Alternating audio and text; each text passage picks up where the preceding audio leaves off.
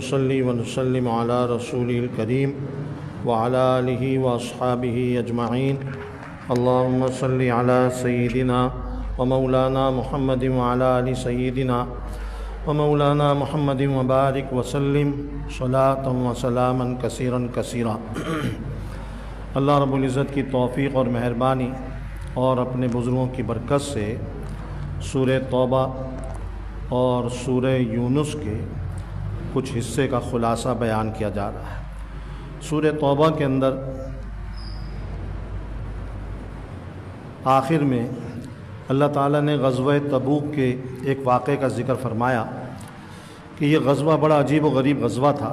سخت گرمی کا زمانہ تھا، دور دراز کا سفر تھا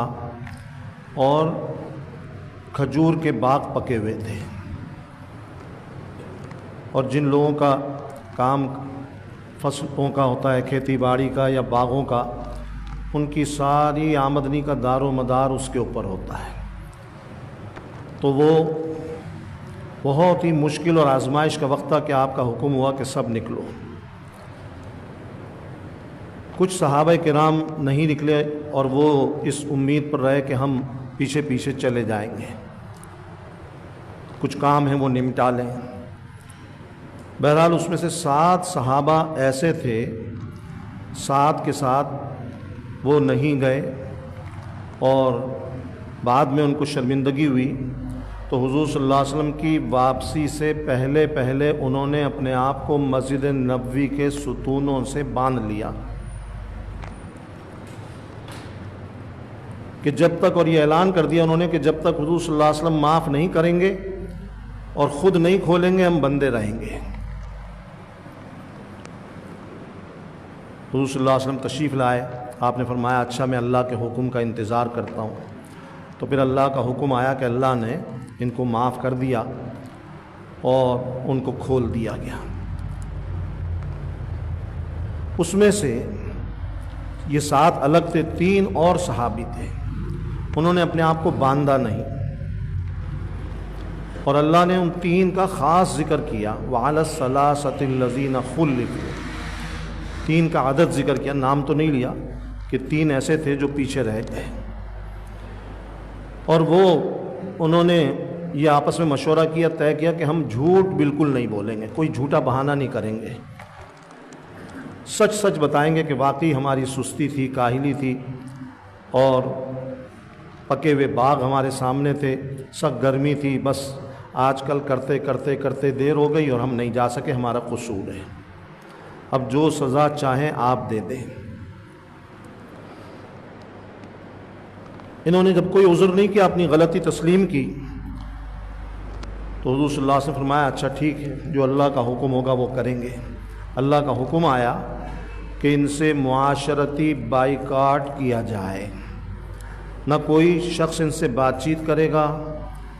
اور نہ کوئی معاملہ کرے گا، نہ کوئی لین دین، حتیٰ کہ جو ان میں جوان اور صحت مند تھے ان کی بیویوں کو بھی کہہ دیا گیا کہ تم ان سے دور ہو جاؤ، اور بالکل 50 دن تک ان کا بائیکاٹ کیا گیا۔ اور وہ 50 دن کتنے سخت گزرے ہوں گے، کیسی تکلیف دہ اور اذیت ناک ہوں گے کہ کوئی بات ہی نہیں کر رہا ہے، کوئی کسی قسم کا کسی سے کوئی تعلق ہی نہیں۔ خیر 50 دن کے بعد اللہ تعالیٰ نے سچائی کی برکت سے توبہ قبول فرمائی اور اعلان فرمایا، ان کا ذکر آیا اس کے اندر۔ معلوم یہ ہوا کہ آدمی کو ہمیشہ سچ بولنا چاہیے، جھوٹ بول کر آدمی وقتی طور پر کچھ فائدہ ریلیف حاصل کر لیتا ہے، لیکن اس کا انجام بہت برا ہے، اور سچ بولنے سے ممکن ہے کہ وقتی طور پر تھوڑی سی تکلیف آ جائے، لیکن اس کا انجام بہت اچھا ہے کہ اللہ اور اس کے رسول کی رضا حاصل ہوتی ہے، اور اللہ کی طرف سے غلطی معاف کر دی جاتی ہے۔ اور جھوٹ بولنے والا وقتی طور پر دنیا میں بچ جائے گا، لیکن آخرت میں نہیں بچ سکتا، وہاں پہ اس کے لیے بڑی سخت سزا ہے۔ اس کے بعد سورہ یونس مکی صورت ہے، یہ شروع ہو رہی ہے۔ اس صورت میں چونکہ حضرت یونس علیہ السلام کی قوم کا واقعہ اللہ نے بیان فرمایا، اس لیے اس صورت کا نام سورہ یونس رکھا گیا۔ اور اس کے اندر جو مکی صورتوں کے مضامین ہیں وہی اس کے اندر توحید، رسالت اور آخرت، یہی اس کے مضامین ہیں۔ مشرکون کے اعتراضات کے جواب اور ان کے غلط کاموں کی مذمت۔ سب سے پہلے اللہ تعالیٰ نے موسیٰ علیہ السلام کے واقعات اور فرعون کے غرق ہونے کا واقعہ بیان کیا۔ یہ فرعون جو تھا یہ بڑی عجیب و غریب قسم کی چیز تھا، خدائی کا دعویٰ کرتا تھا، اور خدائی کے دعوے کو پورا کرنے میں شیاطین اس کی مدد کرتے تھے کہ لوگوں کے اوپر ایسے وہ شعبدے دکھاتے تھے لوگوں کے سامنے شیاطین کہ لوگ یقین کرتے تھے کہ واقعی نعوذ باللہ یہ خدا ہے۔ کیونکہ شیاطین آپ کو پتہ ہے جنات ہیں، بہت سارے ایسے کام کر سکتے ہیں، اللہ نے ان کو طاقت دی جو انسان نہیں کر سکتا،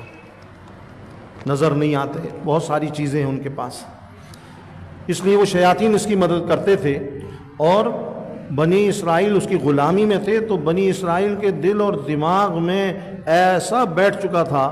کہ اس کا کوئی نقصان کر ہی نہیں سکتا، اس کو کوئی نقصان پہنچا ہی نہیں سکتا، یہ بہت زبردست قسم کی طاقتوں کا مالک ہے۔ خیر وہ پیچھے گیا اور پھر وہ دریا کے اندر اپنے لشکر سمیت غرق ہوا۔ جب غرق بھی ہو گیا تو مفسرین نے لکھا ہے کہ پھر بھی بہت سارے جو لوگ مسلمان ہو گئے تھے بنی اسرائیل کے، ان کو یقین نہیں آتا تھا کہ یہ غرق ہو گیا ہے۔ اور موت کے وقت جب اس نے دیکھا کہ موت کا وقت قریب ہے اور فرشتے نظر آ رہے ہیں موت کے، تو اس نے فوراً کلمہ پڑھنا شروع کر دیا، اور پھر جیسے ہی کلمہ پڑھنا شروع کیا تو اللہ تعالیٰ نے وحی بھیج دی کہ اس کو بتا دیجئے کہ اب کچھ نہیں ہو سکتا، اب وقت گزر گیا۔ جب موت کے فرشتے نظر آ جائیں، نہ کلمہ قبول، نہ ایمان قبول، نہ توبہ قبول۔ دیکھیے ایک بات سمجھ لیں، ایک یہ ہوتا ہے کہ ایک آدمی کو یہ محسوس ہونے لگے کہ میری موت کا وقت قریب آ گیا، میں مر جاؤں گا، ایسا ہوتا ہے، اور خاص طور پہ نیک لوگوں کے ساتھ ہوتا ہے، جن کا خاتمہ اچھا ہونا ہے نا، نیک لوگوں سے مراد وہ ہے جن کا خاتمہ اچھا ہونا ہے، ان کو پہلے سے کچھ نہ کچھ اندازہ ہو جاتا ہے، حتمی طور پر وقت معلوم نہیں ہوتا کہ کب موت آئے گی، لیکن یہ اندازہ ہو جاتا ہے کہ ہاں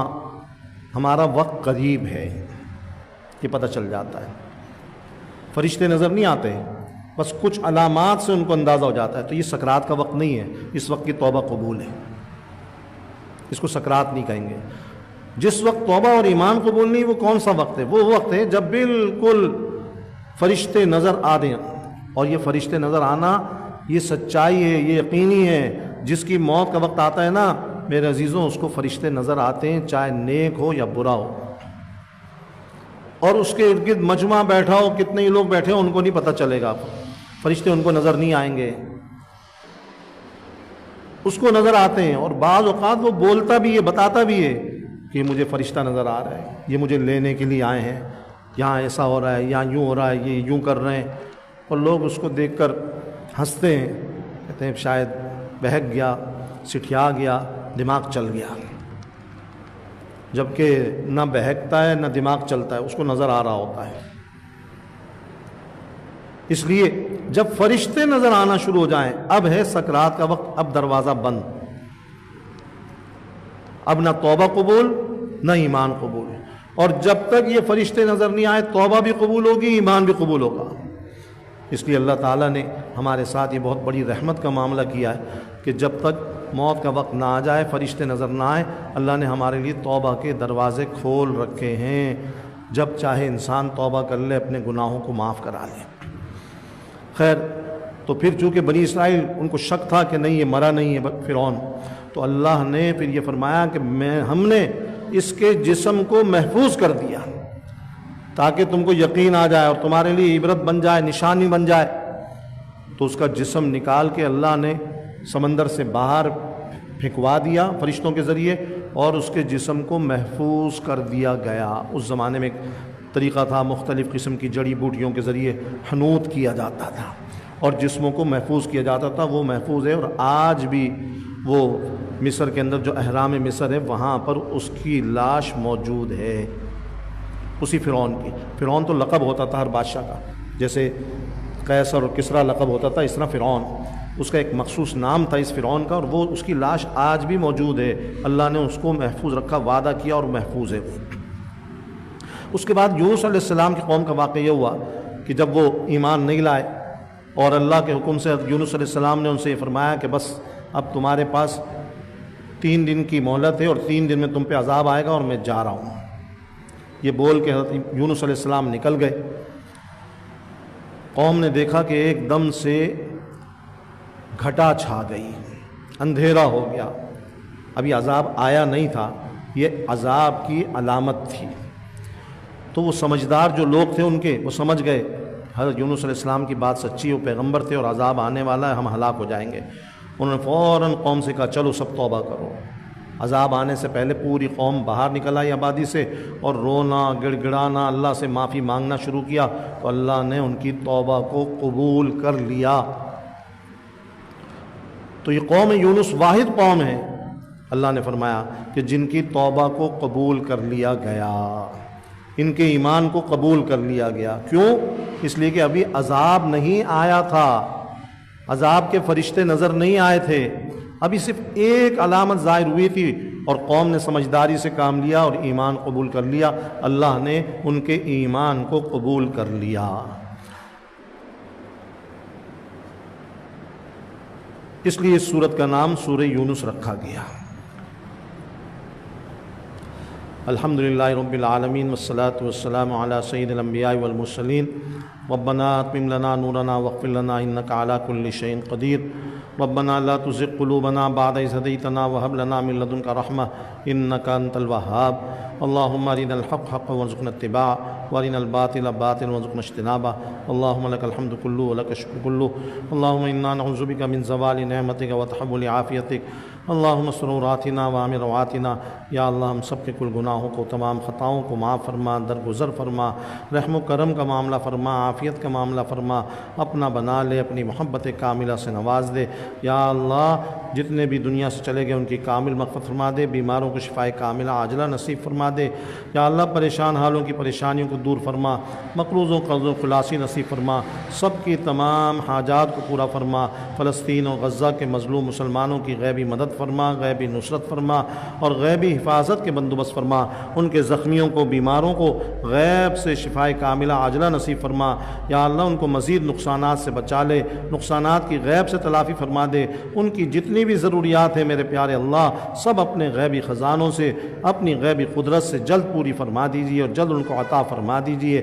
یا اللہ ان کی حفاظت کے غیب سے بندوبست فرما دیجیے میرے پیارے اللہ۔ محض اپنے فضل سے ان کو فتح مبین عطا فرما، غلبہ اور کامیابی اور کامرانی نصیب فرما۔ یا اللہ مجاہدین اسلام کی غیبی مدد فرما، اسرائیل، اس کی فوج، اس کے مددگاروں اور اس کے اسلحے کو نیست و نابود فرما، تباہ و برباد فرما، ان کا عبرتناک انجام فرما، ان کو ذلیل و خوار رسوا فرما، ان کی تباہی کے لیے جلد غیب سے صورتیں پیدا فرما۔ یا اللہ ان کے دلوں میں خوف، ہیبت، روب اور بزدلی ڈال دے۔ امت مسلمہ میں وحدت، یکجہتی، جوڑ پیدا فرما دے۔ آپ کے حبیب صلی اللہ علیہ وسلم نے جس نعمت کا سوال کیا وہ ساری نعمتیں ہمیں پوری امت کو عطا فرما، اور جن شرور فتن سے پناہ مانگی ان تمام چیزوں سے ہمیں اور سب کو پناہ نصیب فرما۔ وصلی اللہ تعالی علی خیر خلقی محمد وعلی آلہ وصحبہ اجمعین،